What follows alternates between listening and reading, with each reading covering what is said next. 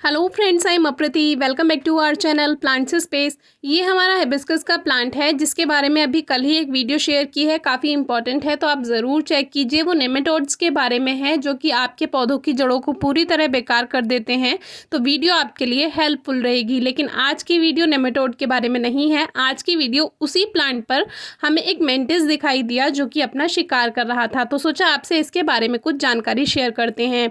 तो आज हम बात करेंगे प्रेइंग मेंटिस के बारे में। मेंटिस को कई लोग ग्रासहोपर समझ लेते हैं, यानी कि टिड्डा और मेंटिस दोनों अलग अलग होते हैं। टिड्डी अलग होती है, टिड्डा अलग होता है और मेंटिस अलग होता है। लेकिन ये सभी आपको प्लांट्स और नेचर में ही देखने के लिए मिलेंगे, जो कि ये सब बायोडाइवर्सिटी में आता है। नई नई तरह के जीव होते हैं, अलग अलग कई तरह के प्राणी हमारे नेचर में पाए जाते हैं। तो अभी ये हमें हिबिस्कस प्लांट पे मिला जो कि अपना शिकार कर रहा था, और ये इसको बिल्कुल पसंद नहीं आया कि हम ये वीडियो शूट करें।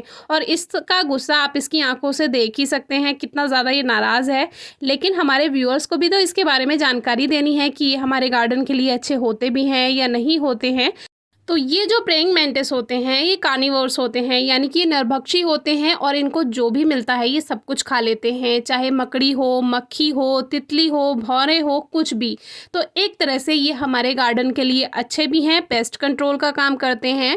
लेकिन एक तरह से देखा जाए तो ये हमारे गार्डन के लिए अच्छे नहीं भी हैं, क्योंकि जब पॉलिनेशन के लिए तितलियाँ, मधुमक्खियाँ आती हैं हमारे गार्डन में फूलों का रस लेने के लिए, पॉलिनेशन यानी परागण करने के लिए, तो ये उनको भी खा लेते हैं। यानी कि हर उड़ती हुई और चलती हुई चीज़ जो भी इनके पास आएगी, ये अगर भूखे होंगे तो ये सब कुछ खा लेते हैं।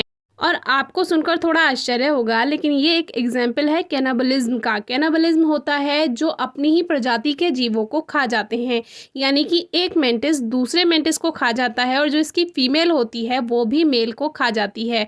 तो है ना बहुत अजीब बात। तो ये जो है ये सबसे ज़्यादा नेचर में फियरलेस जीव माना जाता है, ये किसी से नहीं डरता। और ये मेंटिस एक तरह के नहीं होते हैं, ये छोटे छोटे मेंटिस तो हमारे गार्डन में पाए जाते हैं। मेंटिस बहुत तरीके के होते हैं, यानी इनकी कई स्पीशीज़ हैं, लगभग 2400-2500 स्पीशीज़ तक हैं। और उन 2500 स्पीशीज़ में भी अलग अलग साइज़ और अलग अलग शेप के मेंटिस होते हैं। ये तो एक छोटा सा मेंटिस है, बहुत बड़े और डिफरेंट टाइप्स के, मतलब वो देखने में आपको पता नहीं चलेगा कि वो मेंटिस है या कोई फूल है, मेंटिस है या फिर कोई पत्ती है। यानी सूखी पत्ती की तरह भी होते हैं, फूलों की तरह भी होते हैं, हरी पत्तियों की तरह भी होते हैं, और सूखी डंडी की तरह भी होते हैं। तो इस तरह से इनकी डिफरेंट स्पीशीज़ हैं। और जब ये पेड़ पौधों में, फूलों में, नेचर में ये रहते हैं तो ये एक कैमरफ्लैज की तरह रहते हैं, यानी कि ये छलावरण करके रखते हैं। जो सामने इनका शिकार होता है वो समझेगा फूल है या पत्ती है, और जैसे ही वो उसके पास आएगा और ये उसका शिकार कर लेंगे। अब जैसे जैसे मैं इसके पास जा रही हूँ वीडियो शूट करने के लिए, वैसे वैसे इसको गुस्सा आ रहा है कि हम इसको डिस्टर्ब कर रहे हैं। ये एक फ्लाई खा रहा है, एक मक्खी खा रहा है, और हम इनको खाने नहीं दे रहे हैं, जबकि ऐसा नहीं है। हम तो इनके बारे में आप सभी को बताना चाहते हैं कि ये अच्छे भी होते हैं और ये बुरे भी होते हैं।